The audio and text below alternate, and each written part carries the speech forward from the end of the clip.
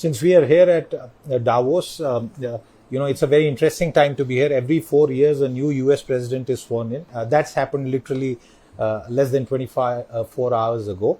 And already lots of news flow. The latest, as we just walked in for the conversation, viewers, at least I just saw that the US has pulled out of the OECD. That's a global treaty on tax cooperation. And we don't know how many more such pullouts will happen. But broadly speaking, for the global banking space after COVID and all the disruptions that we saw, how is the world of capital flows and interest rates looking to you this 2025?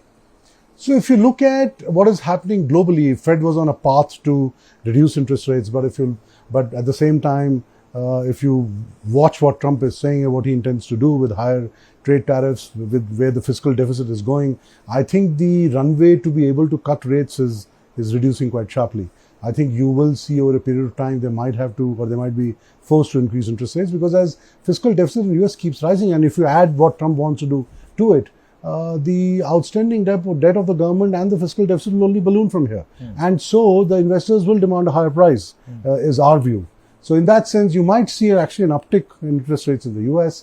Europe is a much more difficult proposition. It has other challenges. Growth is not there. Immigration is already becoming a problem, and they need to tackle it somehow. People need to come together. There's a lack of collaboration there. In India, the global macro looks tough right now, but I think we have done a great job in terms of collaborating with the nations in general and being seen as a country which people want on their side.